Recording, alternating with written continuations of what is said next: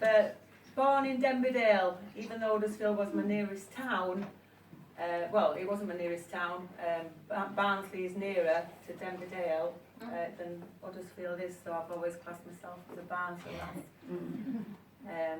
I grew up, like I say, in Denbydale, in a really dysfunctional family, very violent household. My sister, she had out-of-control epilepsy, she had severe disability. I was sexually abused by my father. He thought it was his job to break his daughter in. And at 15, I ran away and went to live in Barnsley on Dodder's Road. I got a rented house off a guy called Ken Mitchell. I went to work on a YTS scheme in at SR Gents for £27 a week. Get up at 6 o'clock, took me an hour to walk to work, finish at, start at 8, finish at 5. Kids today I'd say, I'm not doing that for that. And then on a Friday I'd go to the Barnsley Town Hall and I'd queue up for rent and rates rebate. And at end of week I'd have a fiver to myself to go out with girls for a drink and get a bag of chips. I suppose you've all got same stories to tell. So yeah, life's been a bit of a struggle for me, as we've all got our crosses to bear. And then I got married after meeting my husband when I was 17. He was a lad from Worsborough Common, courted and bought a house and did it up and got married after a couple of years, and we had 2 children. They're now 20 and 23-year-old. Very controlling man, but I'm not surprised I met somebody like that with the kind of background that I had. I wouldn't have known any different. So when my children were 3 and my son was 7, I decided to leave him and to go on my own and try and make my own mark on the planet. Before that, I'd helped him build a multi-million-pound business in construction. It felt like all I was doing was wrapping myself, around his life and not having time to do what I wanted to do. So after leaving him, I became an adrenaline junkie. First thing at the gym I go to, my friends used to say, the only thing I miss about being married is having a holiday, and I'd be like, well, just go by yourself. If you've got nobody to go with, to just do it. It's better than not going at all. So that's what I did. I bought a tent and took my kids travelling that way. And then I started scuba diving. I started raising money for various charities and doing skydives for the Bluebell Hospice. So I'd really gone from quite a insular, shy girl into quite an extreme, Carol Higgin is out there now, she's doing things by herself. And then my sister passed away, which was a real shock for me. She was born with out-of-control epilepsy. She had grand mal epilepsy, took a lot of tablets for it. And my friends, sadly, they had a daughter called Layla Millie, and she passed away a day before her first birthday. I know. And so that, the charity was close to my heart. I understand as a sibling, what it entails. And they opened a respite centre in memory of her in Hemsworth in Barnsley. And they needed a dozen people at least to take on the challenge and raise £3,500. And they had a year, we had a year to raise this £3,500. So we could, pay nurses and, staff within the respite centre to help take care. And so other mum and dads who got children born with life-threatening illnesses could come there, and all support each other. And so when the gym I go to, when I saw that challenge and this booklet on the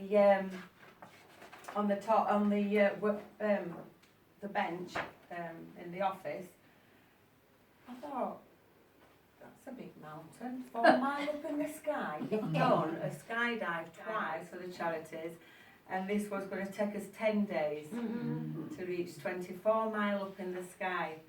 So yeah, I set off fundraising, and nearly everybody I saw, I was asking them to sponsor me, could you, sponsor me? Or I was asking businesses in Ackworth where I live now, could you give me prizes please, you know, so that I could put some fundraising events on, Kayleys, you know, I put a wine nude art exhibition on, it's in the book. I'm in these books called Wine Nude and Sublime Nude. Part of me going into modelling and doing nude modelling was to try and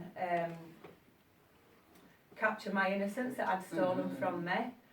So I did it. The ladies in here, they're all like professional ladies. Oh, that's one of me, look.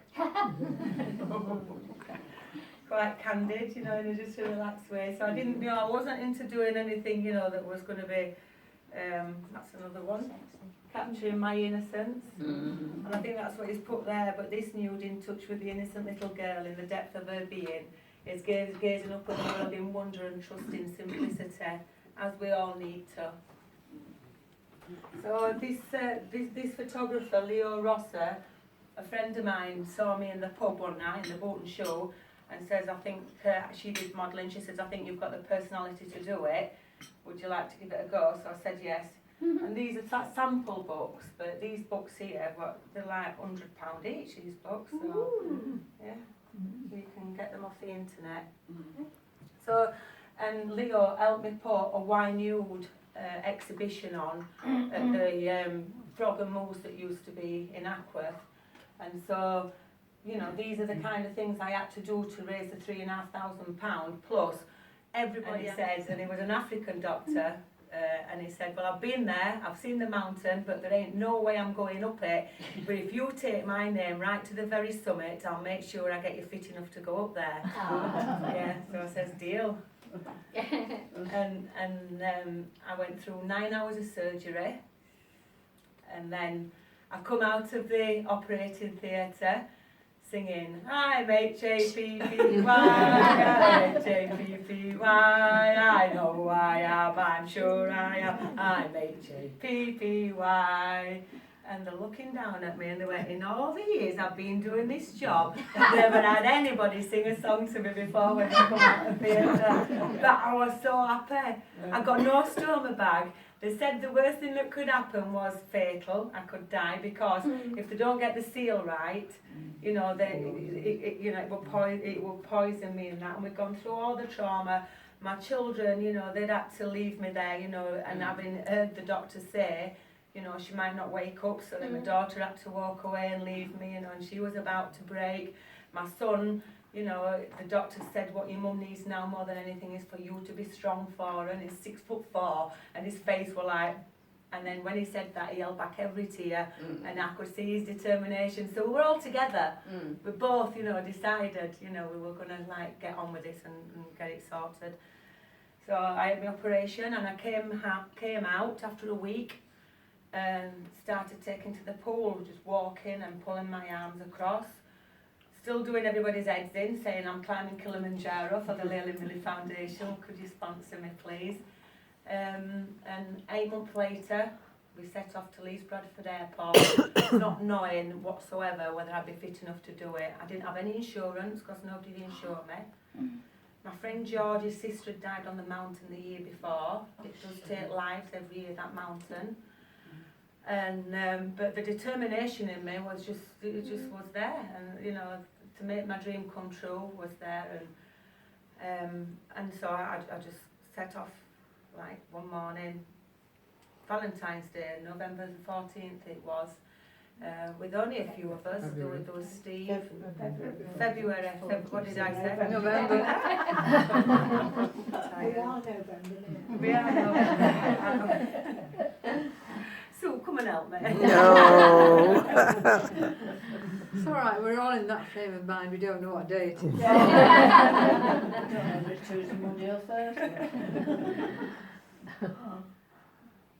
Yeah, so I got there. We had 3 flights delayed. So we nearly abandoned the whole operation because we were doing it in 10 days, and we only had 7 days in the end. The flight from Amsterdam, because of the weather, adverse weather, that didn't make it out to Nairobi. No, we ended up going to Nairobi. We was meant to be going to Kilimanjaro. So we had 3 flights delayed. So to be able to climb that mountain, you've got to acclimatise. You're going up and down and round, and you know, and you're climbing up, and you're thinking, what's the point climbing all this way up to have to come back down? But that's the way it had to be. Of course, you're putting yourself in a life and death situation if you don't. So like I said, we set off, and I took this diary. I took the book Labyrinth. I don't know if anybody's read Kate Moss' Labyrinth. Absolutely brilliant book, isn't it? Couldn't put it down. She kept me going in the airport with all the delays and everything, because I was with some blokes, so I was the only woman. So I just thank goodness that I had that book, and I had this diary here. And I'm not good at keeping diaries. I've always wished that, you know, I had more often. It's not something I've ever done from my experiences. But every day, my climb to Kilimanjaro, first day, I set off to leave Bradford Airport. It was so windy, the plane shook nearly all the way there. Still, after 2 glasses of red wine and listening to great tunes on my MP3 player, I was buzzing, and not even the thought of the plane crashing could spoil my spirit of adventure ahead. And so, yeah, this is, and I wrote, you know, every day on the mountain. And then, like I say, when I came back, that became a blueprint. I went on a safari afterwards, and I wrote all about that and the wonderful people and how colourful it was. To say it was a poor country, I was, you know, that it really captivated me the way, you know, I could see it must have been hard living in them circumstances, and seeing the ladies with the babies strapped to their backs, and everybody standing together. So after 3 hours flight, we set off and we landed in Kilimanjaro, and we took the Lamosha route. I don't know, somebody else's son just told me that's been up Kilimanjaro, a bird, and it come and sat down, and that was my sister Donna saying, "Come on, Carol, you can do it." Could kicking me up that mountain, and it was quite a moving moment. You know, I remember that, quite a profound moment. So that was Donna. She was always there. And I didn't have no phone. Everybody would get contacting the family and that, and mine was an old brick and it didn't work and the battery ran out. So I had got no connection with my children at home. But when I looked up into the sky on a night time, the stars and the Milky Ways were so close. I could see Orion's belt and, you know, all the different star formations. I can't remember them now. Can you name a couple of them? The Plough. Pardon? Plough. Yeah, the Plough. And I could see it all, and I'm thinking, well, I can see that outside my back door at home. It's amazing that you can be all them miles away, and you look up in the sky, and it's the same sky. Yeah, but you'd think it'd be over there, wouldn't you? You wouldn't think it'd be in the same place. That's above you. And so, this day here, we set off through the jungle, and I've never been through a jungle before, and it's very hard to see, and that was quite scary, like, because at night time we'd set off late, and because of our delays, and I would hear thinking, oh bloody hell, what's all these noises here? So that was a nice, good experience going through that, but it was cold and damp on the floors, you know, it's not as if we went there and it was all lovely sunshine or anything. Then we set off, and we did an 8-hour climb this day, up this mountain, up this part of Kilimanjaro. And I remember getting to the top of that, and just like tears, I didn't break down and cry, but I just, like, tears were just coming down my face, thinking, thank God I've got that day over with, and, you know, feeling quite proud, you know, that I'd actually achieved that day, and knowing that, you know, I've got quite a few more days to go. And we'd stand underneath a big sheet, because it'd be that extreme, and we'd be eating sandwiches and chicken legs all together, stood up, you know, doing it, and it's right, come on now, we've got to go. But they said I was smart because I took an umbrella with me, and I was only one who did. And we got real stoned, and I was like, that, you're not getting me. Like, beating out like peas, frozen peas hitting you in the face. And Nelson, I called him Nelson Mandela. There was one guy called Charles, I named him King Charles, he was a guide. There was Thomas, I named him Wise Thomas. There was Nelson, and I used to say Nelson Mandela's returned to him, and yeah, I can't remember the other guy now. This is King Charles, who took me to the top, and they would be singing Jambo, Jambo Buana, and it's have you heard it? It's a greeting, isn't it? Hello, and say Jambo or Mazuru, it means hello, how are you? And it kept each other, you know, we all kept each other's spirits up. But, you know, I'll be sat in my tent. I did have a meltdown. I was sat in my tent one morning and I thought, I can't do this anymore. It was about 4 days into it. And I hadn't slept all night. I was having, all night I hadn't slept. I was like having mirages. I felt like, I thought the devil was coming for me, like blackness was coming over my shoulder, and I thought, and I had no sleep, and for days really we hadn't slept. Remember, we hadn't gone back to sick, and because of my abusive background, I didn't get to learn much at school whatsoever. So, like I say, I got unclassified with everything. So I went to Northern College, and I joined some classes to learn with confidence and punctuate with confidence. And I actually felt like a 3-year-old. I felt so shy and embarrassed going into that class. And having to, you know, and you know, not knowing that I didn't understand, you know, what they were teaching me, a lot of the things. I didn't know where a comma went, or, you know, what you know, what punctuation meant, nouns or pronouns. I'm like, what? And so, and when you sign up to go to Northern College, they'll say to you, why have you come? And I said, because I'm going to climb a mountain. So I've set that one in motion. So it was round about the time that I'd already started raising money. I've just had my hernia operation, so I wanted to do something that took my mind. I couldn't do the fitness gym anymore, and if I'm not physically active, I have to be mentally active, because I have to live with my depression, you know, and find ways to balance my life out and that. So I'm always constantly trying to find something positive to do. So going there and going in Sue's class, she learnt me how to speak and present with confidence. And she did say to me, like I said, she says, they said, why have you come? And I says, to climb a mountain, write a book, and make a film. Oh. And she's like, what? Yeah, all right. Like, you know, but I did. The first thing I did was climb a mountain. Like I said, I took the diary up there with me, and I come back and I started writing, putting it onto the computer. First of all, you know, about my climb. Then I wrote about how I made the dream come true. Then I wrote about my safari, and then I wrote a brief epilogue at the back about my childhood abuse. And then I took it to a self-publisher, and she says, "Oh, you've got a talent." She says, "You know, it's really good, this. I'm going to edit you it and proofread it you 2 for price of 1, so it cost me £150, and that should have been just for first proofreading." I'm not looking for some drink. 184. Oh, yeah, it's the same one. Molly again. Molly again? Yeah. Pure Molly.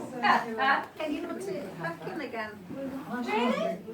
Oh, Thank you very much.